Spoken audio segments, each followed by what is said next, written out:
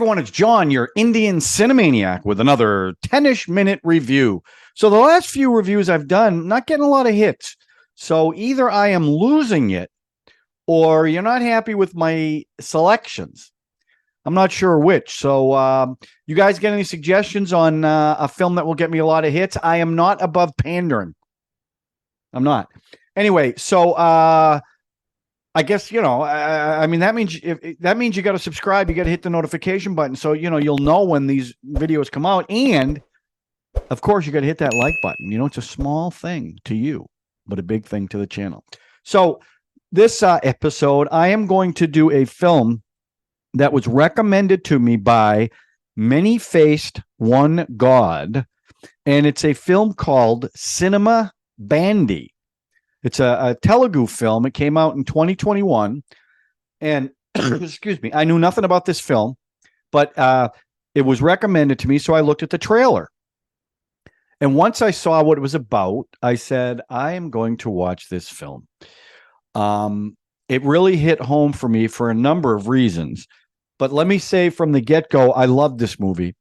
It was charming. It was delightful. It put a smile on my face. It was surprising. And it was also short. It wasn't a long film. I think it was an hour and 40 minutes. But it was funny. And I got to tell you what this film is about.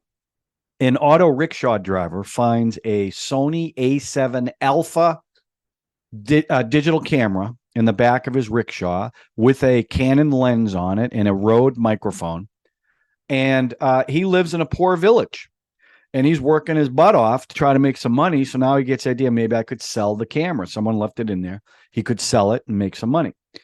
But at the beginning of the movie, he kind of figures out, because he's watching TV and they start talking about independent films and how much money you can make. And he gets the bright idea to make a film with this equipment.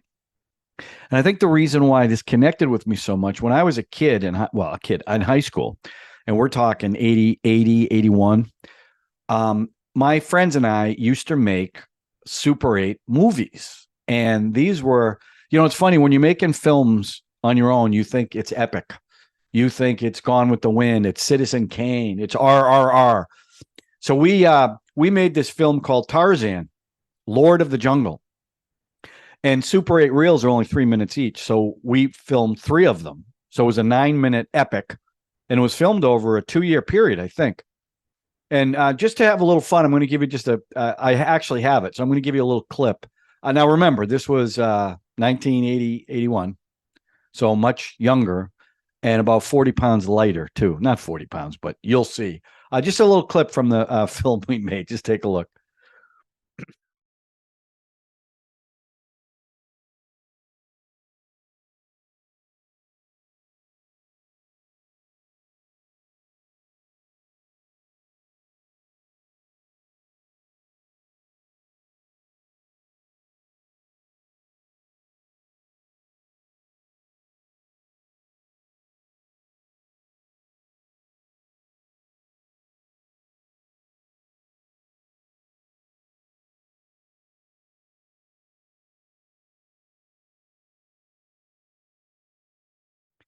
Yeah, I know. When I look at those, I can't believe that's me either. God, where is that guy?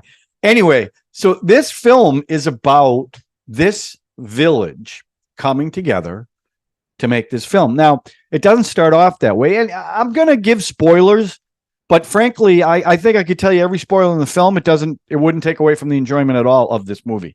That's the kind of movie it was. So he gets a buddy who's a photographer, and he's using just a point and shoot camera to shoot wedding photos. The other thing he does when he's taking wedding photos, he has the couple pose with their arms out and get one behind each other.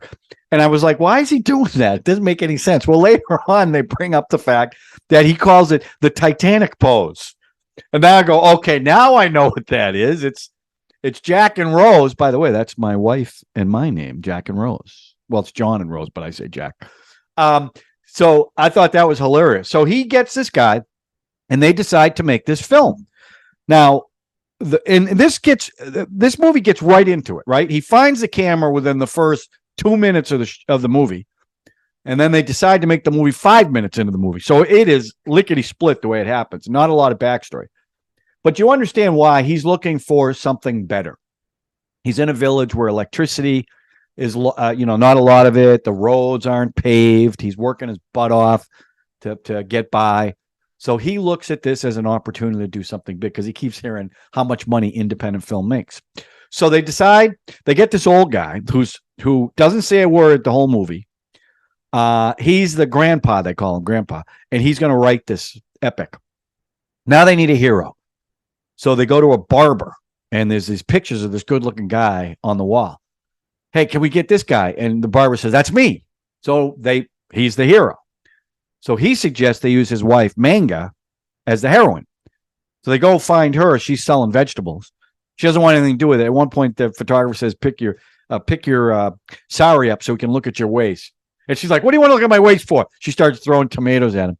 So they're not going to use her. So they decide to go to high school, a girls' high school, and stalk the school to try to find a heroine. It's a funny scene.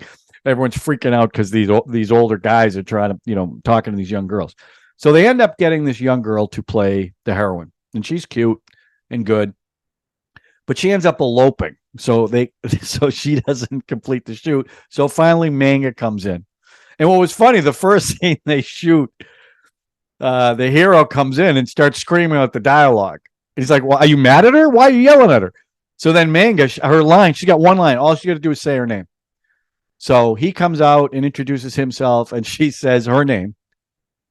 And then the guy goes, oh my, she nailed it on the first take. It was just such a funny scene. So now the whole village is making fun of him because they think this is so stupid. Now, through the course of this, on the camera that they found, there's footage of the actual owner, which is a young girl, and she's filming stuff. So they keep flashing back to that. Now, also, the girl's trying to find the camera. And my brother hates when I do this because I'm doing a recap of the film, but I just love this film.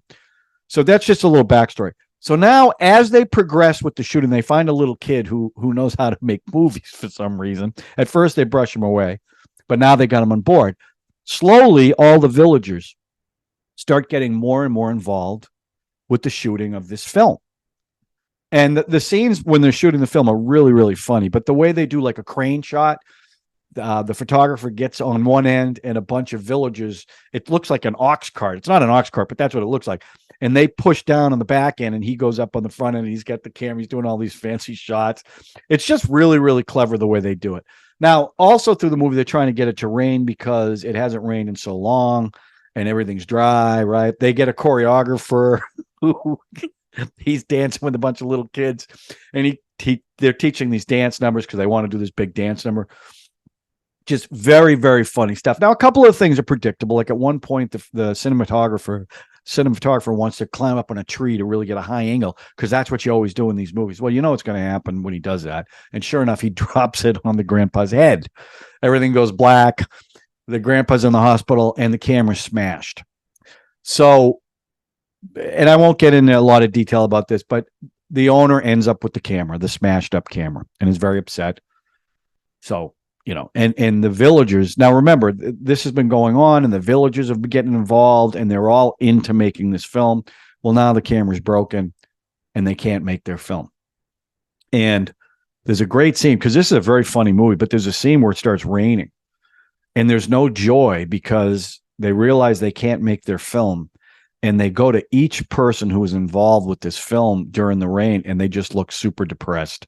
They're so sad. Well, sure enough, through circumstance, and this you knew this was going to happen, the film ends up getting made. And to me, the climax of this film is what made this film. So again, I'm doing a recap, so it's a spoiler. So forgive me if you haven't seen it, and Ralph, forgive me, but I don't care. I want to tell this. So they're all depressed. Oh, the guy who found the camera is depressed because now he's back to driving the auto rickshaw. And he comes home one night and he can't find anybody, his wife and kid. So he goes through the village and starts looking for everybody. He hears all these voices. He walks in. Everybody in the village is sitting there and they're watching his film. So the young lady who was the owner of the camera edited the whole thing together. and they're showing the film. And to me, and I'm getting chills thinking about it. That scene where they're watching his movie. And yeah, it was cute the way they showed the actual edited film, but you saw how it was made. So that was kind of cute. But it was the reaction of all the villagers that did it for me. The look of pride, the look of joy, the look of being transported away from their everyday poor existence, that there's something better out there. And they were a part of it as a village. I just thought was beautiful. It was just a great scene, just a feel good scene. And I like feel good movies. A couple, so just spectacular. Now there was one scene, they find the camera. This is towards the beginning. And the photographer knows about cameras, right? But it's got a Rode microphone on the top, a boom microphone. And the guy says, well, what is this? And the guy says, they pauses for me. And he goes, oh, yeah, that's to wipe the sweat from your hands. I thought that was really funny. I just thought that was great. What else? The old guy. So during the credits roll, and they're back in the village, and they're talking about their next film, including the girl whose camera was in the rickshaw. She's part of the village now. They're talking about the film, the shots they're going to do. It's a really funny scene. So now everybody leaves but the old guy, the writer, and this girl. And she says to him, so did you really write that? Now it cuts to a credit, right? So you don't see him say this. And this is the first time he said anything in the movie. He goes, I can't read. And that's where it ended. It was wonderful. And I'm going to tell you one other thing.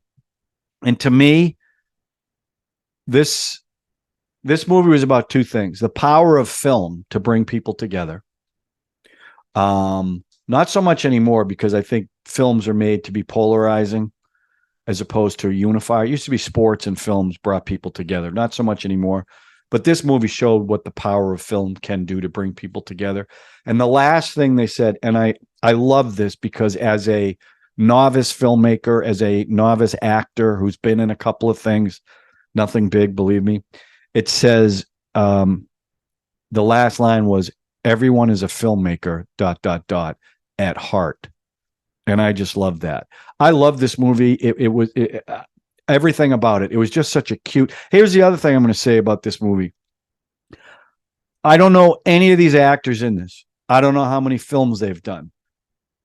But I will tell you that this was the most realistic acting that I've seen in any of these Indian films. I mean, it almost was like a documentary, the way they performed their roles. It seemed the most real thing I've ever seen. And I mean that. I mean, there are flashier performances by certain actors. That's absolutely true. But it was the reality of their performances. They just seemed like they were a bunch of people in a village who decided to make a film. That's how it came across. I thought they were fantastic. So I don't know any of these people. I don't know what they've done, but in this movie, it was real. I mean, it was done kind of guerrilla filmmaking too. There's a scene in it with a train, and I read that the train only goes through this particular village twice in a week, and they couldn't get it on the first shot, so they had to wait 5 days before they could complete the shot. It was also, again, I say this a lot in these Indian movies. I can't get over how different certain areas of that over there, because this was a place I've never seen before. And I say that like every time I watch these films, I'm seeing something new. Well, in this one, it was shot in Golahali village in Karnataka state.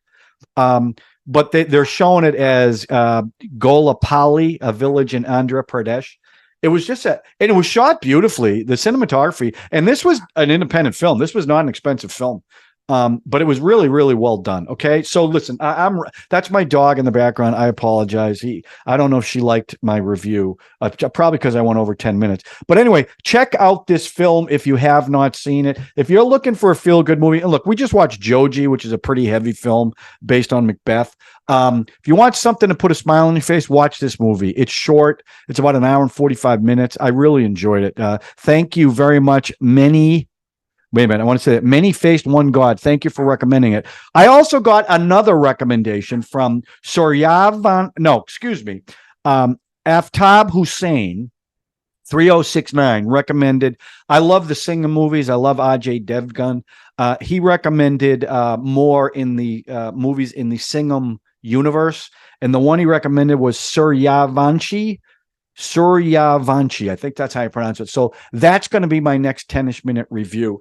Look, you got any thoughts on, and I really do. I love doing these, and I don't care if I get 10,000 views or 6 views. I really do enjoy doing them, but certain movies seem to resonate more than others. You know, if you got any ideas on a movie that you think would get a lot of hits, let me know and I'll watch it. I am going to say one more thing, and I know I'm going over 10 minutes, but I don't care anymore. I ordered Dangal on DVD, so I am going to get a copy of Dangal next week on DVD with subtitles. Now, I don't think I'm going to do a 10ish-minute review. I think I'm going to bring it on the big show because everybody wants to watch that film. Everybody has recommended that film. Well, we're finally going to get to watch it. I paid more than I wanted to, but you know what? What a big Amir Khan fan I am, and I want to watch it. So anyway, look for that. That's coming out soon. I'll get that next week. We'll probably watch it shortly after that. Okay, guys, I hope you enjoyed this. I hope, after watching this and hearing my heartfelt pleas, you're going to say, you know what, John, today's the day I'm going to subscribe. I'm going to hit the notification button because I want to know when these videos are coming out. And the last thing I'm going to do, I know. You think it doesn't mean that much, but it does mean a lot to me. Please hit the like button. It does make a difference to the channel. Okay. Thanks a lot, everybody. Thanks for watching, and we will talk to you soon.